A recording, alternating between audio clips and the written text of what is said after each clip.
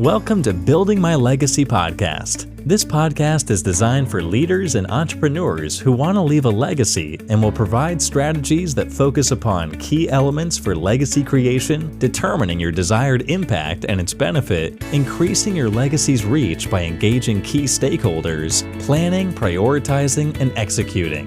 Here's your host, Dr. Lois. Welcome, everybody, to today's Building My Legacy podcast. I have with me today Robert Syfert. He is the co-founder and chief visionary at realestateinvestor.com. He's also the founder of Investor Pro, which is a proprietary list manager process. So here are some of the things that I find interesting about Robert. He has developed tools and online processes to help make the real estate business more efficient and not so much so it doesn't consume the time like often real estate does. It tends to eat into your personal time. He has about a decade of experience in the industry. He's sold and managed hundreds of investment properties and has built 3 successful startups from the ground up. So he has a variety of experience and background. And from that, Robert, I'm going to let you share with the audience what brought you into doing some of the things that you're doing and where you're trying to head with your business. Yeah, so that is a great introduction that our great team has written. You made a very valid point, and it kind of fuels everything of where I've gotten to and where I'm headed, which is oftentimes real estate is time consuming and takes a lot of our energy. Yet most of us, including me, before I got into real estate, thought I'll just be an instant millionaire and it's going to take no time at all because I don't work for anybody else anymore. And it couldn't be further from the truth. So I worked more than I ever did before. And so everything that you see now was really a culmination of the years of figuring out what was taking all of my time and then building processes and tools that solve those problems for myself so that I actually could have time with my family, enjoy the money that I was making in real estate, and expand my business beyond that. As a result, I found out that, just like you said, there were way more people than I realized in our space that had the same problem I did. It wasn't unique that I was spending all of my time and wasting it and not enjoying life or the money that real estate brought me. And so I created what is now realestateinvestor.com by creating first a tool for myself. I was just solving my own problem. So I wasn't some great hero out to solve everyone else's problem. I literally was just solving my own. And then in a mastermind found out, well, everyone else has the same problem. So now I've taken it on as a mission to continue to solve those problems. So we continue to identify ways that people are just not being efficient with their time, not efficient with their energy. And that's our mission. Mine personally, just to go on and help, if I can help 1,000 investors change their life and be more efficient, that's going to have a ripple effect into all their communities that will impact over 1 million people, because 1,000 people touch thousands of people in their day. So that's really it. That's it. Everything that I do is how to positively impact those people, giving them a better life so that they can give others a better life. Okay, so Robert, one of the things that you talk about is how to dial up your follow-up. What does that mean? And how on earth do you do that? Because follow-up is usually the Achilles heel of people. Follow-up is the number one thing. I've been around sales besides real estate for a long time. And I can tell you, as I'm sure you know, follow-up is it. Like, I don't care what you sell. If you're not following up, you will not be a long-term successful business. And that's follow-up in your marketing, follow-up after the fact. There's multiple ways to do that, but turning it up is really, ironically, extremely simple. Now, simple doesn't mean easy, right? Most people, there's actually a Harvard statistic or study, and Google has done this too, that most people don't do business with you or your business until at least somewhere between the 8th and 12th time that you followed up with them. Most people and businesses think that transaction happens on the first or second time. And that's all they do is talk to you the first, maybe a small percentage also follow up a second time. But most business is actually done on the 8th and 12th touch, somewhere in there. And Google says it's even more, like 30 something. So how you turn that up, number one, is be aware that if you're not doing that, which most aren't, because it is the number one Achilles heel that I see all over the industry. And it is the number one problem that I solved in my own business. Our salespeople, quite honestly, they sucked at it. They did because they didn't want to do it. They wanted to just work on the people that were ready now. And that's what they're really good with. They're not really good with follow-up and asking and waiting, right? So we created a software to do this because we leverage technology. And technology can get text messages out, phone calls that happen, voicemails that get left, emails that get sent, all with a personalized touch. And so how you turn that up is, in my opinion, technology. Now, if you can't afford any technology, it's as simple as using your Google Calendar or whatever calendar you use and setting a reminder to follow up today. Spend today calling all of the people you've talked to in the past, and do that on a weekly basis or a bi-weekly basis. That is going to be better than doing nothing. On a next scale, it's very inexpensive to do follow-up, less than a Starbucks coffee a day. And you could literally automate all of your follow-up with everyone you ever get in contact with. That's why I say it's very simple, leveraging the technology that's available today to be able to do all the follow-up. And it's going to free up a ton of time, and it's going to make you more money as a result. It just is. For me, I had 3 people that did this for us. So for me, the light bulb was when I replaced $4,000 a month worth of overhead and people with technology that cost me dollars a day. So speak to me a little bit about that technology. What is it? How does one do that? How can one develop that? Because that's specific to the real estate industry, right? So for other industries, what are the things you need to think about to put a follow-up process in place that's automated? Yep. So a few things that you absolutely must have, and you can do this manually. Like I said, technology just makes it more advanced, right? And so the first thing you think of is, even people that do follow-up, generally speaking, they may have one form of automated. The most common I see is people understand email, and there's a lot of email providers that you just buy an email software and it sends emails for you, right? So a lot of people might do that. The challenge with that is you're only then following up in one format, and email still works, but it is to a small degree. And so I have to back up and give you a little philosophy to lead into no matter where you're at, right? Email's great. On average, in real estate, and I think most other industries are going to be pretty normal to this, only about 20% on a good side of your emails actually get opened. So that means if you're only following up an email, 20% of the people that you're trying to follow up with see what you're talking about. The other 80 have no clue you even followed up with them. Got lost, got deleted, went into spam, many reasons, right? So if email is the only follow-up that you have, then again, you're better than someone who does nothing, but you still are only following up with 20% of the people, roughly, right? So I like to use the rule of thumb. There has to be 4 different ways that you follow up in a perfect world, if you really want to dial in follow up. So email's one, and I always say 25% of the people, right? So if your only form is one form, no matter what it is, you're only touching 25% of the people when you follow up. So email's one, because about a quarter of the people will open their email and see what you said. The next is the phone, the common thing everyone knows, right? You can pick up the phone and you can call people. Now, utilizing technology, you can do something called ringless voicemail, which means you don't actually make a phone call, which I do recommend. But with ringless voicemail, you can send a voicemail message to somebody's voicemail on their cell phone without ever actually calling them. So now you can automate several hundreds or thousands in a day, wherever your scale is, of messages being left so they can call you back if they're ready now, but you've still made a touch. And again, only about 25% of people are actually going to open and listen to their voicemail, because there's a big, broad market that don't. I'm one of them. I don't check my voicemail often. And my message says that. Next is text message. You need to be sending text in today's world, and there's easy technology to be able to get texting. So like most people know emails, but you have things like MailChimp, GetResponse, Constant Contact, etc. You have ringless voicemail you can get from a company called Sly Broadcast as one big name in that network.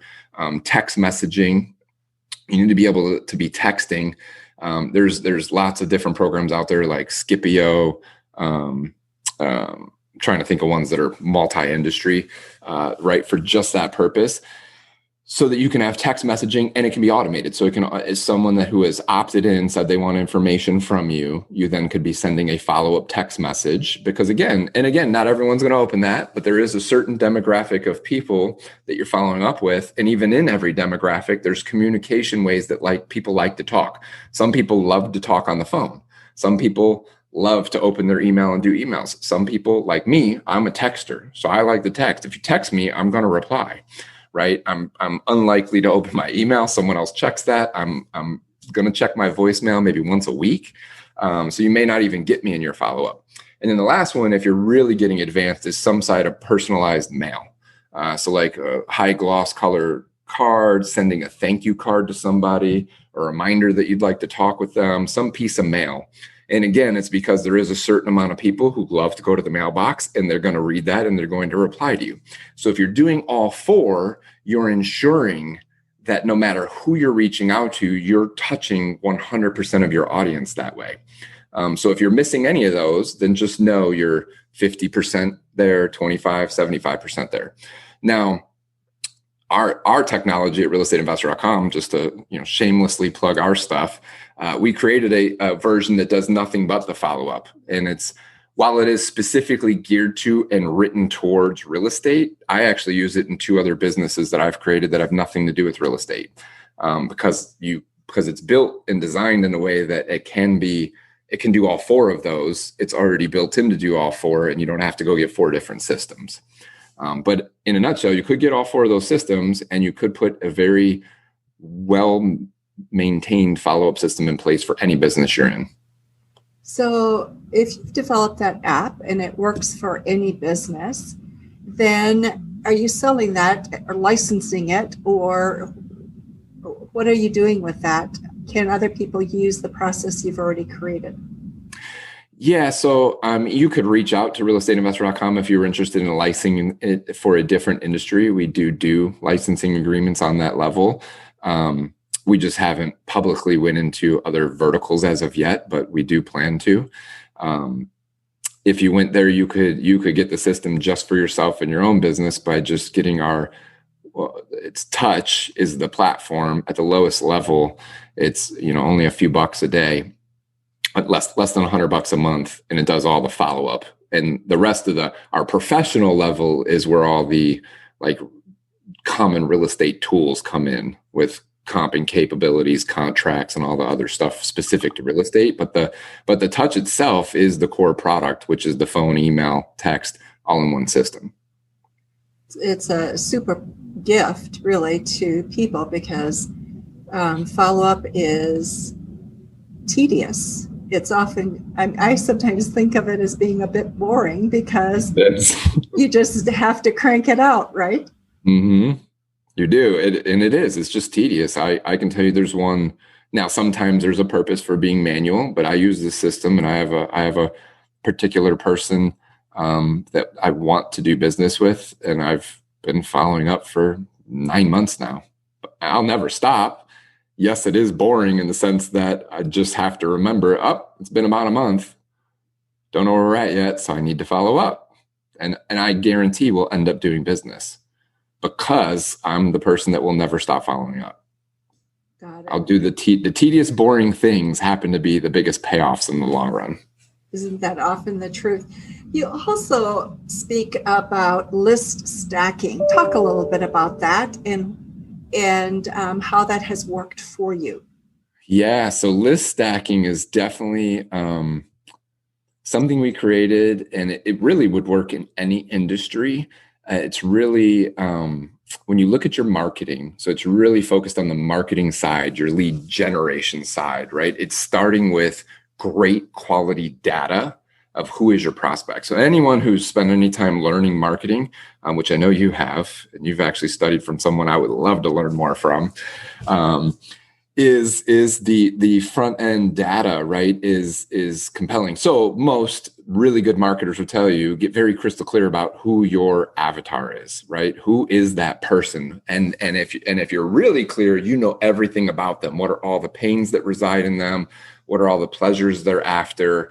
And if you're really, really clear about who that is, you know how to speak to them. Now, more importantly, though, and this is where list stacking comes in, is how do you find that person? And how do you find the highest caliber of person? So a lot of people, especially when you get into higher level of business, you can buy lists of data that fit certain criteria points, right? And so I'll give you an example. I'll use real estate because it's simple for me to say. I know that if I'm looking to buy an investment property and I want to get a good deal on it, well, then there are certain characteristics about that property and that person that make it potential for a better deal. So that would be things like the house just went vacant. The owner of the house lives in a different state. They're an absentee owner, right? Maybe they just went through a divorce. Maybe there's a potential foreclosure or a tax default coming up on the property, right? So I call these multiple pain points. I can buy a list of data that tells me everyone that's on a probate list, everyone that's on a foreclosure list, everyone that's on an absentee list, everyone that's on a vacant list. And I could go on and on with 30 plus points, right, with real estate.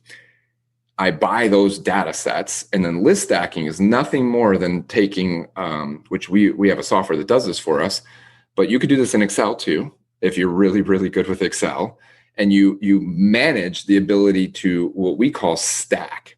So when I stack, what I'm saying is our software identifies that, hey, that property address on the foreclosure list, it's also on your absentee list, and it's in tax default.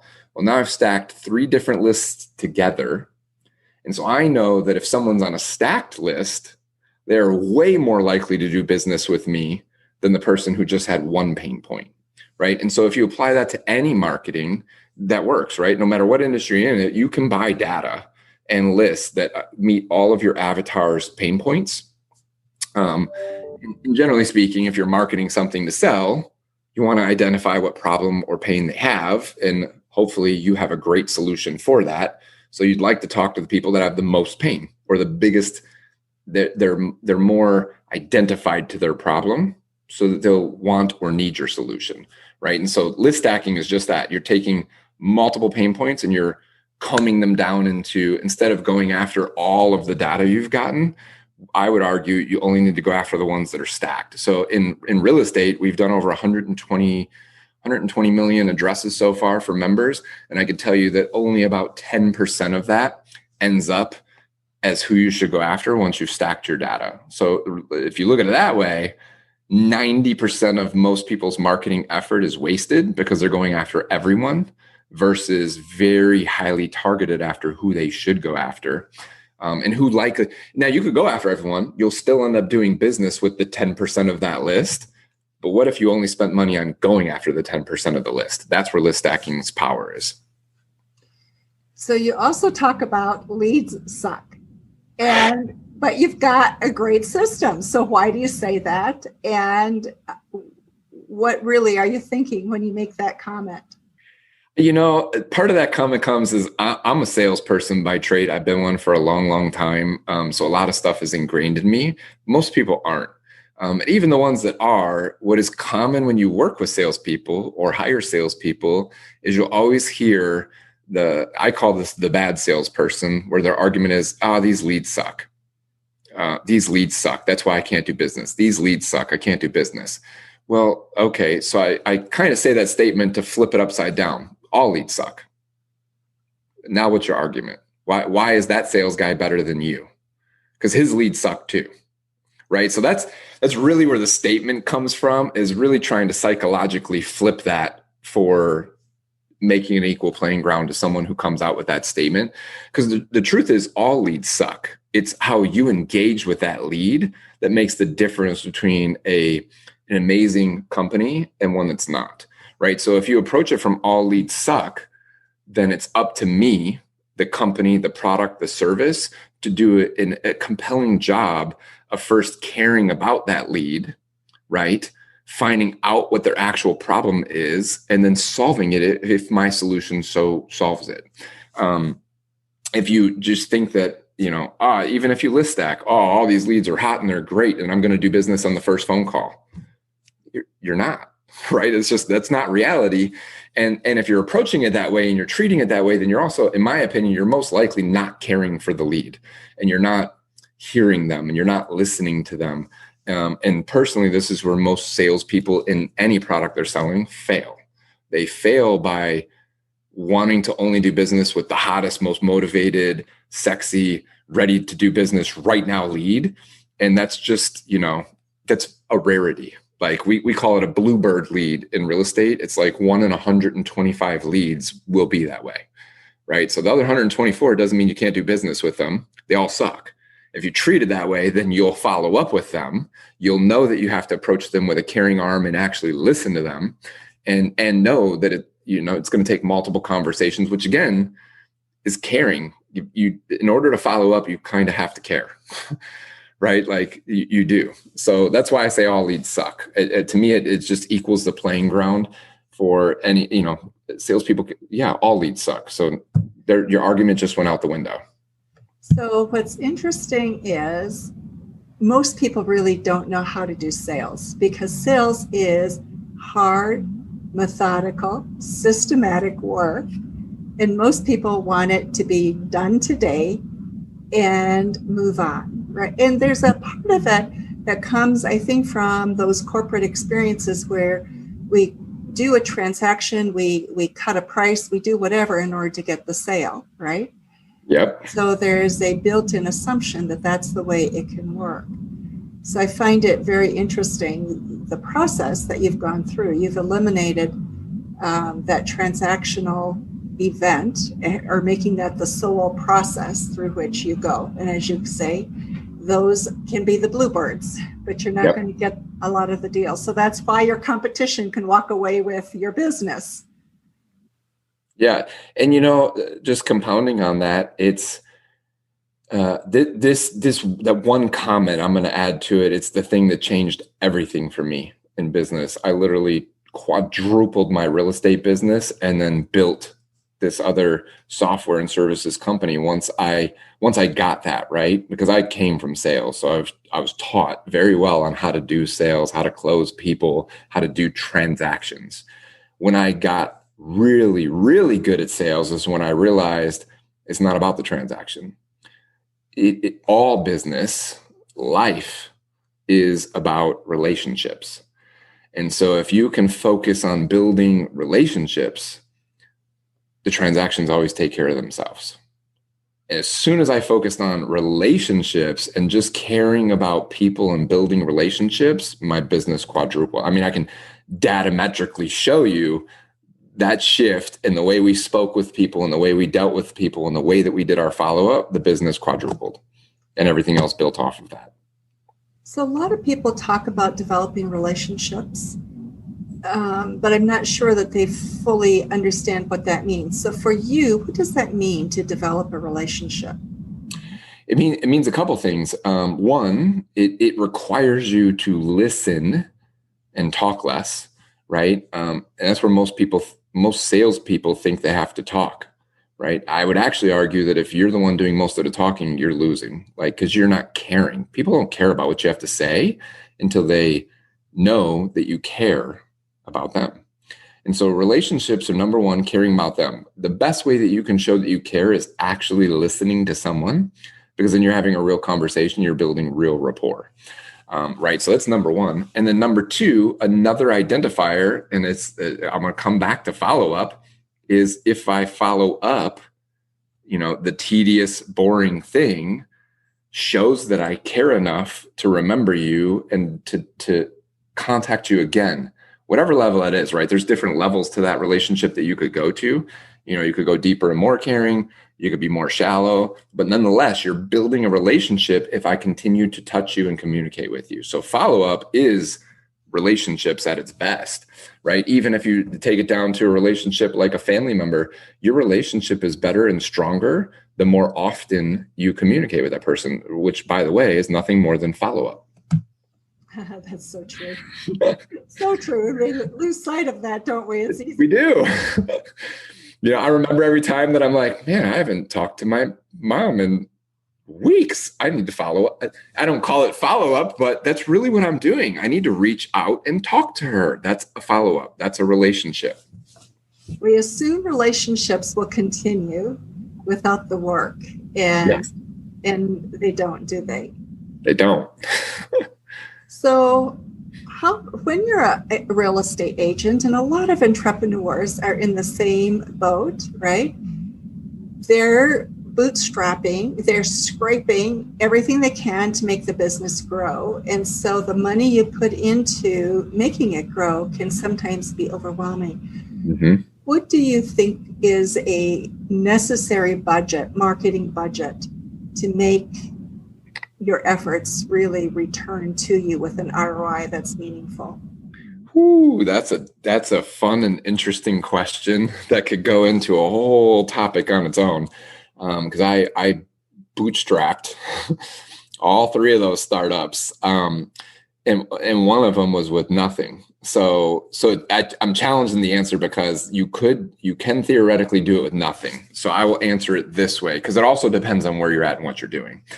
The reality is, when I say you can do it with nothing, I mean you can do it with no money.